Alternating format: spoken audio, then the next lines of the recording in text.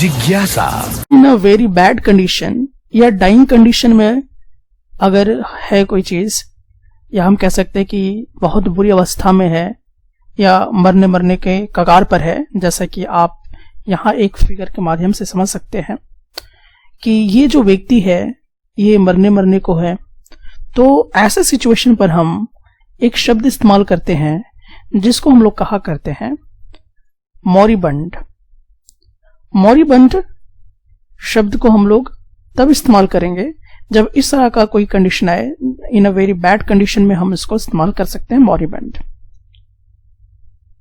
अब हम कुछ एग्जाम्पल के माध्यम से इसे समझते हैं।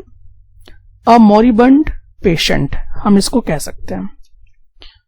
अ मॉरिबंड पेशेंट आप इसे कह सकते हो, या फिर आप मॉरिबंड ट्री भी कह सकते हो।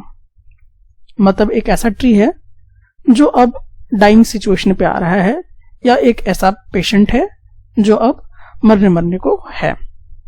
दूसरे एग्जाम्पल में अगर हम देखें, some life would be injected into the moribund grammar checking market.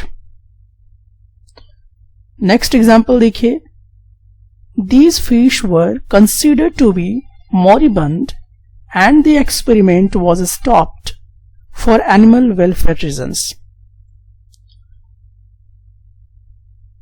इसका दूसरा मतलब भी होता है कि अगर कोई कस्टम है, कोई रिवाज है या कोई संगठन है, तो वो लगभग अब समाप्त होने के कगार में पहुंच रहा है, तो वैसे सिचुएशन पर भी हम मॉरिबंड शब्द जो है वो इस्तेमाल कर सकते हैं।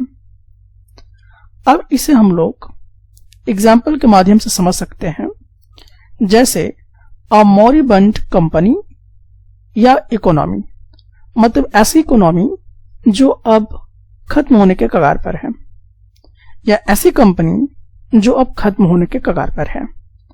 जैसे आप कह सकते हैं कि आइडिया एक ऐसी कंपनी है जो अब खत्म होने के कगार पर है, वोडा एक ऐसी कंपनी है जो खत्म होने के कगार पर है, तो हम वहां पर इस तरह का शब्द जो है वो इस्तेमाल कर सकते हैं, मॉरिबंड कंपनी, मॉरिबंड इकोनॉमी।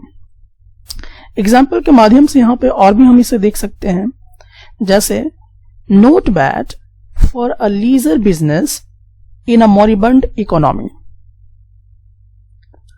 नेक्स्ट एग्जाम्पल देखिए, without lawns the economy is moribund. Moribund governance, तो द हिंदू में ये एक लाइन मिला हुआ है मॉरिबंड शब्द से जुड़ा हुआ, दैट इज मॉरिबंड गवर्नेंस।